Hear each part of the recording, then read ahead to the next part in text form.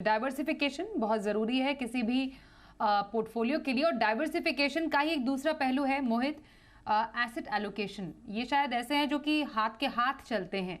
तो asset allocation के इस पर्पस को कैसे अचीव करना है एक पोर्टफोलियो में?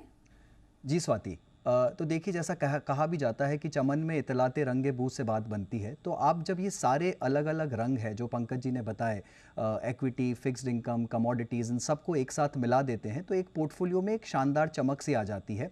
और सबसे बड़ी बात यह है कि ये जो सारे एसेट्स होते हैं ये नेगेटिवली कोरिलेटेड होते हैं या फिर पॉजिटिवली कोरिलेटेड नहीं होते, यानी इनकी चाल अलग अलग चलती है। जब कभी एक एसेट यानी इक्विटी अच्छा करेगा तो हो सकता है डेट और कमोडिटीज़ थोड़ा स्लो करें, और जब डेट और कमोडिटीज़ आपको रिटर्न करेंगे तो अमूमन देखने में आया है कि इक्विटीज़ उस टाइम इतना अच्छा परफॉर्म नहीं करते हैं। तो एक थंब रूल के हिसाब से अगर मैं समझाना चाहूँ इसे, और ये कोई स्टैंडर्ड फार्मूला नहीं है, ये सब पे अप्लाई नहीं किया जा सकता है, बट फिर भी अगर मैं इसे समझाना चाहूँ तो आपके जो 100 रुपये हैं उसमें से आप 10 रुपये टैक्टिकल पोर्टफोलियो के लिए या फिर जैसे आप कहेंगे सैटेलाइट पोर्टफोलियो के लिए अलग से रख लीजिए। इससे आप चाहें तो ट्रेडिंग कर सकते हैं, या फिर आप चाहें तो आपको कुछ अलग ही एसेट लेना है, कभी आपको कुछ सिक्लिकल खेल खेलना है, स्टॉक लेना है, तो आप वो कर सकते हैं। जो 90 रुपये हैं वो आपका स्ट्रैटेजिक पोर्टफोलियो है, जो लंबी अवधि का पोर्टफोलियो है, जो वेल्थ क्रिएशन के लिए है, जो जनरेशनल वेल्थ के लिए है।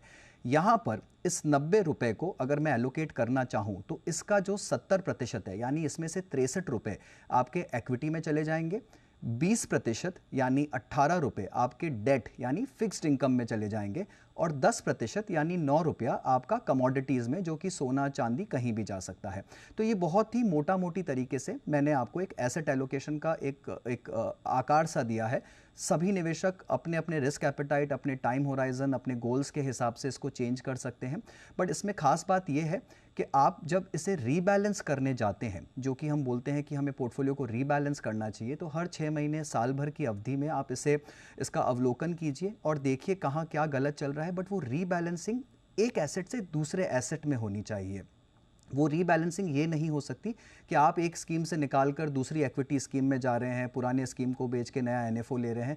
तो उसमें चर्निंग नहीं करना है, उसे रीबैलेंस करना है, यानी उसे सही मात्रा में, सही अनुपात में अपने एसेट एलोकेशन के स्वरूप में वापस लेके आना है। और अगर कोई निवेशक इसे रेगुलरली डिसिप्लिन तरीके से करता है तो कोई इसमें दो राह नहीं है कि आपका जो पोर्टफोलियो है वो बहुत अच्छी तरह से चलेगा और बहुत ही बड़ी रकम को आप जुटा पाएंगे आने वाले भविष्य के लिए।